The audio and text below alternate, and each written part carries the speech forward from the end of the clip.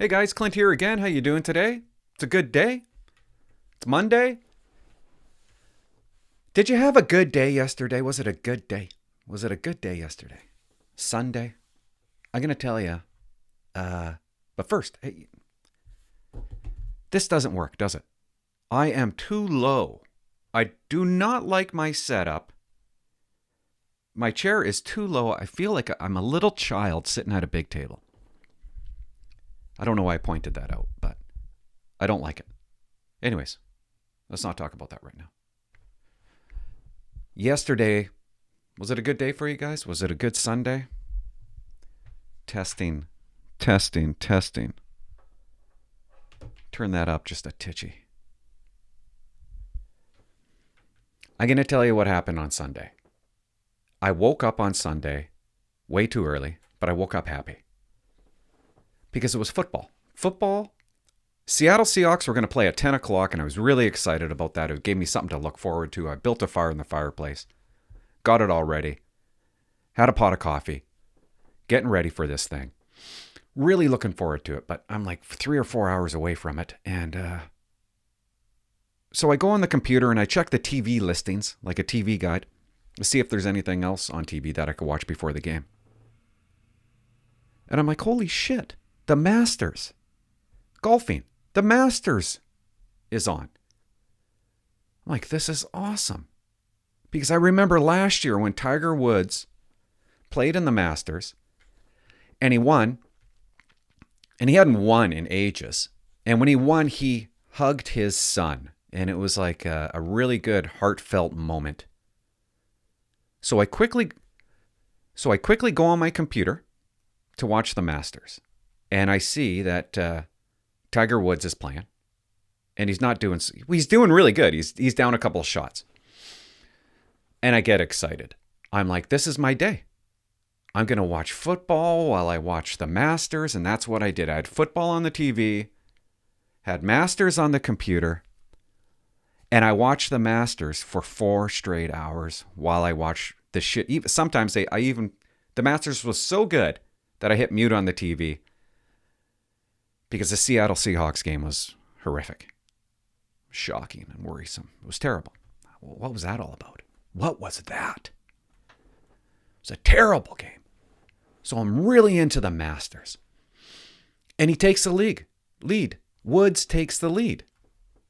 I'm like, fuck, he might win again. He might win twice in a row. And he gets to the 18th hole. Taps it in. He wins the Masters. And he runs up again. There's his kid standing there. And he hugs him. They embrace. Like I felt a little, I got a little moist, a little bit. But it was weird. It's kind of like, does this kid not grow up? He looks the same age as he did last year. No difference whatsoever. And Woods goes up into the path. He's hugging all these people. And he's, yeah, I won. And he's walking up to the path. He's going up to the clubhouse. And right on the front of the TV, it goes, "Your 2019 Masters champion." And I'm like, what the fuck? I was watching a rerun. 4 straight hours of watching the Masters. I told my wife, she thinks I'm losing my mind. Am I losing my mind? How do you watch 4 straight hours of a rerun and think it's 2020? I watched it all last year, the whole thing. And I just watched it again. The Masters doesn't start for another week. Yeah, that was a scary moment. And, I probably shouldn't have told that story because it's a little freaky, right? Am I even recording?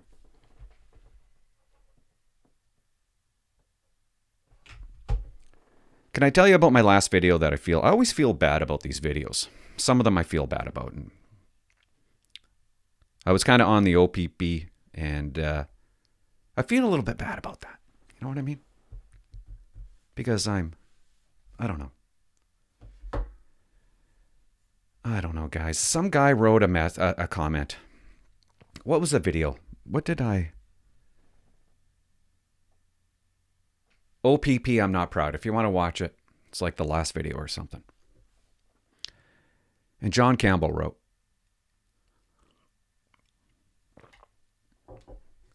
I'm planning on joining the RCMP right on after my post-secondary in forensic psychology. I don't think I could let something like that happen. Sadly, I wouldn't doubt that they were worried admin wouldn't go to bat for them. Thanks for the insight. Love the videos. And I read it and I'm like, okay, what he's talking about is John doesn't think that he could let something like that happen. And then I started thinking, oh my God, man. I hope you're not listening to me. Maybe it will happen. Hey, I'm just giving my opinion. That's all I'm doing. I'm not telling you how to police. I see these videos and I think, what would you do? Maybe it's right. Maybe it's wrong. It's probably right. So I just say what I would do. Okay? That's all I was doing. I don't know the full story. I just see a video. I see a car getting hit 17,000 times. And we've been, lacrosse stick is hitting our cruiser.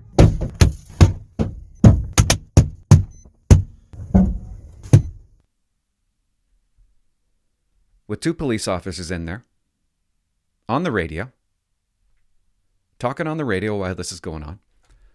And the point of the video was, do something. That's all I was saying. That's what I would have done. I would have backed up the car. I know I would have. And then I would have got out. And I would have said, okay, let's go. Okay, you got weapons, I got weapons. That's how mad the video made me. I know me. I know I would have got out of the cop car. Maybe they couldn't. Maybe they were disabled. I don't know. You don't know. Maybe they have some disabilities. You don't know. I don't know the full story. Maybe it was with there was 2 guys in the cop, though. There was 2 people in the cop car. Maybe the other person wasn't even a cop. I don't know. I don't know. My point was, do something. Don't do nothing. Don't talk on the radio. And it's dangerous. You're not even looking. You're talking on the radio. I don't want to get back into it, but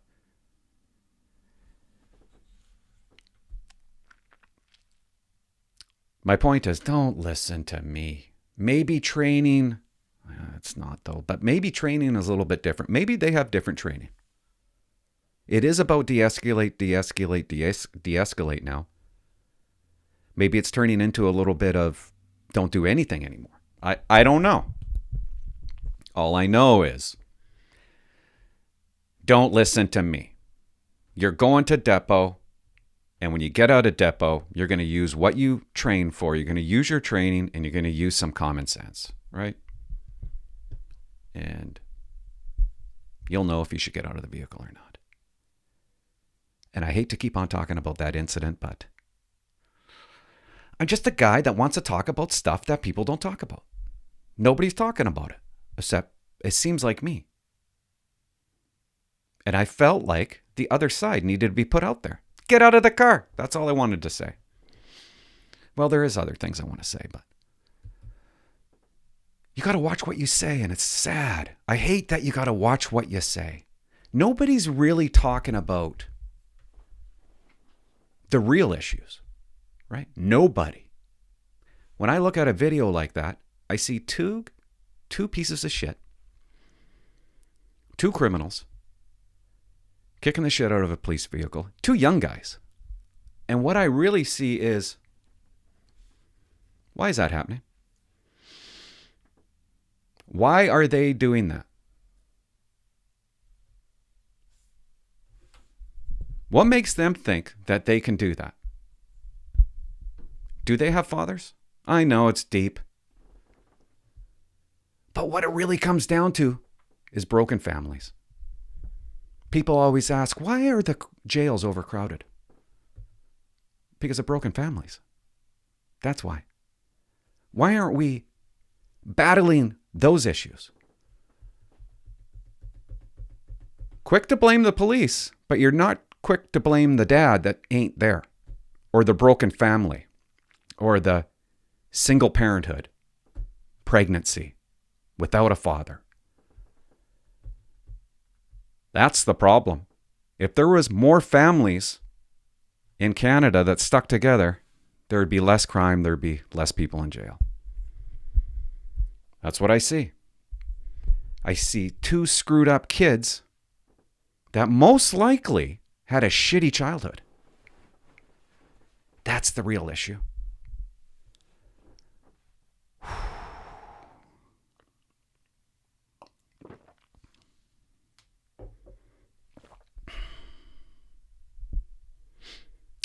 But we want to blame it on systemic racism. Nothing to do with broken families. If I didn't have a dad and I just had a mom, I have something like a 10 times higher chance of going to jail. I'm just grasping that 10%. I'm just kind of grasping that. Maybe it's 20. Maybe you got a 20% chance likelihood of going to jail if you just have a single parent. My point is, you have a higher chance of going to jail if both parents don't stick together.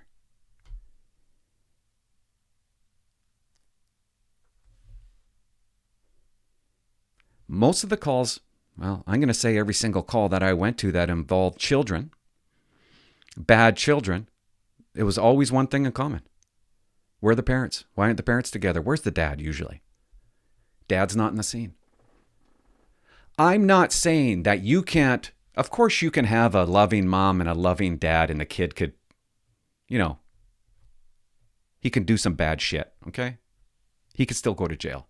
I'm just saying the likelihood increases if you only have one parent. And that's the real issue. That's the real issue. It's not drugs, it's not alcohol, it's family. But we don't talk about that, right? We don't talk about that. We don't talk about how we're going to fix that. No. We just blame the police. But John, don't listen to me. Maybe your training will tell you something different. You're going to figure it out on your own. It bugged me. I seen that cop on the radio while this was happening to his patrol vehicle. And you being on the radio is like having your hands in your pocket. You never have your hands in your pocket, okay? They're ready to go, or they're on a weapon. And it bugged me. So I mentioned it. Thanks for the comment, John. And yeah, sure, go to Depot. Join the RCMP. A lot of people would say now's not a good time to become a cop. First of all, we need cops. Even though you hear Trudeau put him down, you hear the commissioner put him down, Andrew Scheer, Singh, nearly everybody in Canada, it seems like, is putting down the RCMP, and they're all racist. We need cops. They're quick to say that, but if they need you, they're calling you, right? We need cops. I need to have police in my community. And maybe right now is one of the best times to join. When it comes to the stock market, I think about the stock market. You want to buy low and sell high, right? That's kind of what you're doing if you join the RCMP, because you're about to maybe get in there right now and you're going to get a raise. Your raise is coming. Maybe everything will turn around once a raise comes in. I don't know. Hopefully things turn around. I don't know. But then again, I think, I won't get into that part. I'm not going to say that. Okay, I will. If my son ever came up to me, let's say my son's 25, he's only 10, but if he was 25 and he said, "Dad, I'm going to go become a RCMP officer," I don't know. So it's easy for me to sit here and go, "Yeah, join." But I only say that from a selfish point of view in kind of, okay, the RCMP gave me everything I ever wanted. Money, a great career, everything I ever wanted. So those are good things. Let's just leave it there. There's another comment that came in 53 minutes ago, and I want to just say it. And I wasn't going to sit down and talk about these comments, really, but heading to Depot in a week. These stories are giving me a good laugh, and that's from Johnny Miller. Johnny Miller's going to Depot. Good for you, Johnny. I don't even know what to say. You know what? Bring a lot of money, Johnny. I spent over 20 grand in Depot. And I know a lot of people are calling bullshit on that right now, but I did. I got a rental. For me, I needed life to still exist. I needed to, if I wasn't going to enjoy the weekends, I was going to go crazy. So every weekend, I rented a car. And get a gold card, okay? Because you don't have to pay for the car insurance if you get a gold card. And you'll save a ton of money. But I rented a vehicle every weekend. They would come to the guard room. Enterprise, I think it was. And my car would be delivered there. There was nothing better on a Friday than walking to the guard room. You got a car. You jump in that car after a week of being at Depot. You turn on the music. You go through McDonald's drive-thru. Oh, man. That was the best part. And every weekend, except for one weekend, I got a hotel room Friday and Saturday at the Quality Inn. Do they still have the Quality Inn? I don't even know. Back then, it was $39 a night. $49 for the penthouse suite. Yeah, get the penthouse suite at the Quality Inn. And, yeah, we would just relax and go out. We went to a couple of bars during the weekend. Sometimes I would just study or polish. I don't know the names of the bars.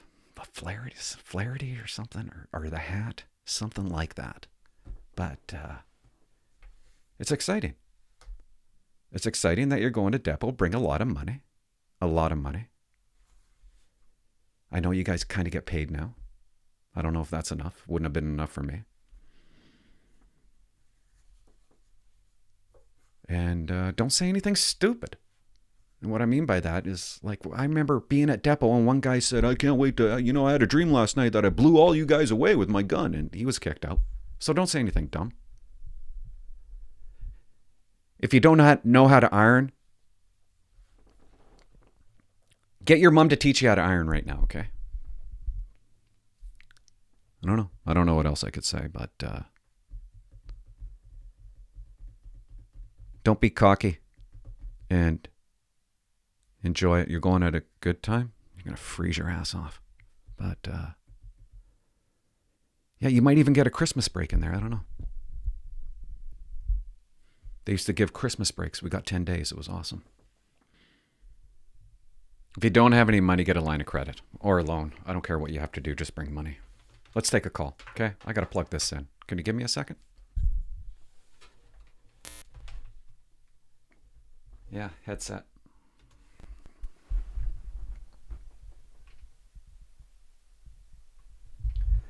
I'm always paranoid that this is not going to work and that I'm really not recording. Let's take a call. I love it when you call, guys. You don't call enough. 604, it's a hotline number, 604-330-2512. Call me. Leave a message. Let's hear what this dude has to say. I already listened to it quickly one night. I was having a couple of beers. It was Friday or Saturday night, and I liked it. And I don't like listening to it twice, because then I wish I only listened to it once, because then you get my reaction. My first reaction was, well, I laughed. Hello there, Clinton. My name is Matt Grant. Matt Grant. At first I thought it was a computer-generated voice. He's got one hell of a voice, doesn't he? Hello, Matt. Matt Grant. Thanks, Matt. Thanks for calling. I appreciate it. You make comments on my videos, and I love it. What do you got to say? I am calling you from Cole Harbour, Nova Scotia. Jesus. That's cool. Never been. You say Cold Harbor or Cole? But I was privileged enough to work with some of your finest in Fort McMurray, Alberta. Fort McMurray. I know who went to Fort McMurray. The Fort McMurray members there from my time. Oh, by the way, I was never a member. I'm a former Alberta sheriff. Sheriff. So many sheriffs wanted to become Mounties because it was like double the pay. That's all I wanted to say about that. And I held down some security jobs simultaneously at the time too. And two of your graduate, what do you say, Depot. Did he say Depot? I didn't catch that the first time. I got to rewind that. You didn't say Depot, did you, Matt? Let me rewind that. Graduate, what do you say, Depot, mates, troop. No, it's Depot. Matt, it's Depot, not Depot. It's not Home Depot, buddy. I forgive you, though. Mates may remember me, one being Mr. Joe Party, and I didn't know Party went to Fort McMurray. Thought he went to Boyle. Joe Party, right marker. God, the other guy there, he caused the big brawl, the big Maritime Junior A brawl. I'll get back to that in a second. Anyways, I really love your stuff here. I love that you love it. Thank you. You know what? I know it's hit and miss. It's a work in progress.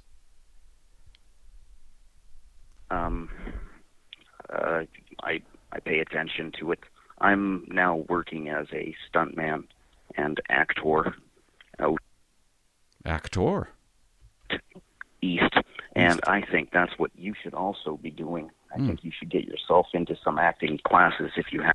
See, that confuses me. Acting classes. I don't know. Haven't already, No. because believe you me, I like the way your mind works. He likes the way my mind works. That's nice. And I can see what you're saying when you're not even saying it. I can Well, that's a talent. see it through your expressions and through your insinuations. So please, you should find your way into an agency and... How do I do that? I don't even know what an agency is. I don't know how to do that. I don't know the first thing about doing that, but... yeah. Get yourself on set, because I just played a police officer on set. Played a police officer on set. How would you play a police officer on set? There'd be no smiling, right? That's how I would do it. I mean, if you're going to be truthful, right? This is dumb, I know, but there'd be no laughing. It'd just be giggles, soft giggles, without a smile. Would actually be pretty easy if you think about it. Being a cop on set. Yeah. Anyways, I don't know why I just said that. I probably shouldn't have said that. 2 nights ago, and this is definitely something I think you could be doing, and maybe you already are. I don't know. Anyways, cheers, mate. Cheers, mate, to you. And how do I do it? I don't know how to do it, Matt. And are they still? I guess they're still doing it during COVID, eh? Matt Grant from Cole Harbor. Oh, Weatherby. Dave Weatherby caused the biggest brawl in Maritime Junior A hockey history. That was his name. Anyways, take care, all the best, and I will follow your career, sir. Bye-bye. When he said Weatherby the first time, I went, ha ha ha! Like I really laughed. I can't fake it. Well, I just faked it. It was a fake laugh. But that's awesome. He's gonna follow my career like I got one. But thanks, Matt. That was nice. And that's cool. You went from sheriff to actor, stuntman. That's big time. That's cool. That's cool. You're doing what you like. You said piss on the sheriff, piss on the $50,000 a year. I'm going to go become an actor, and wish I knew what movies you were in. And yeah, who wouldn't want to be an actor? Really? How awesome would that be? That'd be pretty cool. David Weatherby. Did you say his first name? Weatherby caused one of the biggest brawls in, I don't know, something to do with a hockey game. And I've heard that twice now. And he never once told me about that. He never once... You know what's funny about Depot? You go there, you shit, shave, and shower with 22 other guys. You become really close to them. And then you leave. And in a lot of cases, you never talk to them again. David Weatherby was my best friend at Depot. Hands down, he smokes. I watched him smokes. And we became really close. I watched him smoke about 10 smokes a day and then 10 at night. And it's funny, smokers bond, don't they? You bond with other smokers. And yeah, he was one of my best friends. Well, the best friend in Depot. And I miss the guy. But I feel guilty. I feel guilty that you become really close to these people. You get posted to your detachments and you never talk again. You never speak again. Maybe it's just me. I don't know. But I don't think I ever spoke to that guy again. And yeah. So I heard that and I immediately thought, you know what? I'm going to show a Weatherby clip. Yes, I am. And it kind of works out. Weatherby says he's sour in this because he's making his bed and he's polishing his Sam Browne. And it's really short clip. It's kind of for John Campbell, Johnny Miller, and Matt Grant.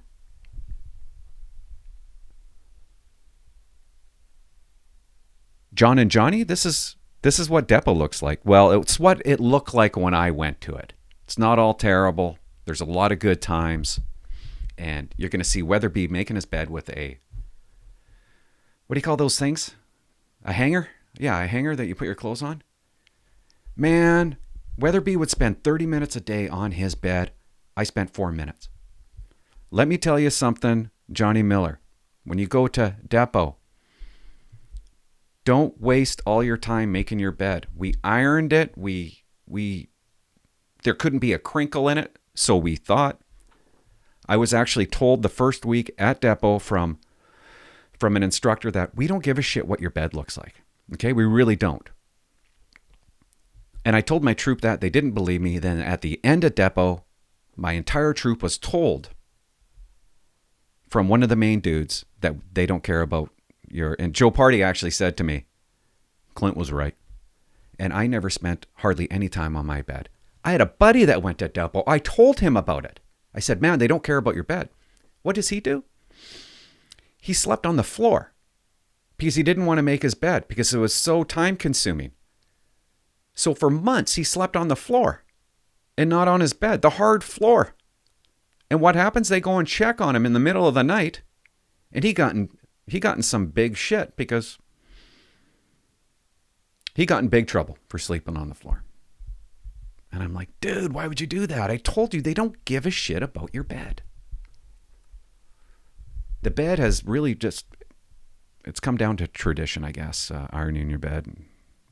I don't even know if you guys even care about the beds anymore. I don't know. I haven't been to Depot in a long time. Maybe you know now that you don't have to iron your bed. Anyways, enjoy the clip of Weatherby trying to polish and making his bed. And call the hotline number 604-330-2512. I think that's all I want to say.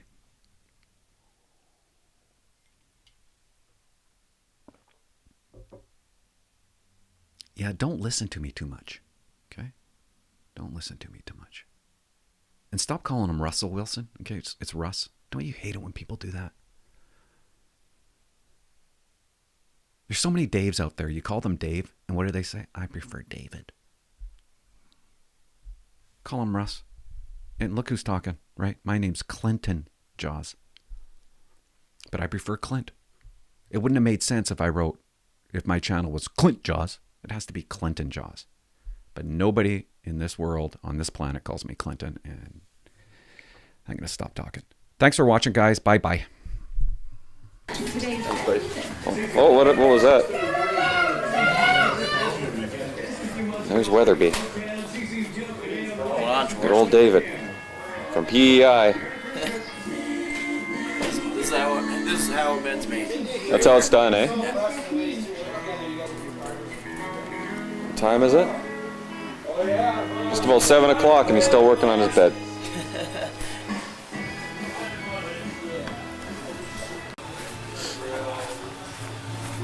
Where the guy shot himself. Walked in these doors, down here, boom. It's our bathroom, our polish room. Everybody's working on their Sam Brown. Even Weatherby's working on it. Go figure. How you guys making out? I should carry my balls here too. Are we allowed to swear? This sucks. No. I don't know what the heck I'm doing. Okay. Look at this thing, man. Well, it looks really good. Yeah, sorry. Nice and shiny. Grab me out there. That's You know nice what? and I'm shiny. so screwed. Yeah, lovely, isn't it? I gotta go tomorrow. There's the heat gun. So 7 hours. Of Paquette, no. How many hours have you spent on it? 7 7 so far, eh? How many more? hours? Yeah, how many more hours? 5 minutes. Oh, it only took you 7 hours? Yeah. Well, why is it taking people 14? No, because only 7 codes. And you need 20. I didn't. So you're done everything? No. That one. What? Half. You said you're done in 5 minutes. It's gonna be enough good for this Sergeant Major. Don't have to be perfect. You're not perfect, So you don't have to spend any more time at it. Oh, that's not bad. It only took JF 7 hours.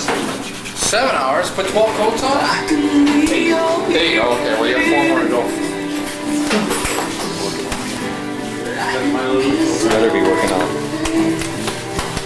Weatherby's trying to get his smile back. Why is that? What happened? Oh, it looks really good, Dave. It looks just like what it looked like when we got it out of the box. Weatherby left for 20 minutes, came back. I have no gear left.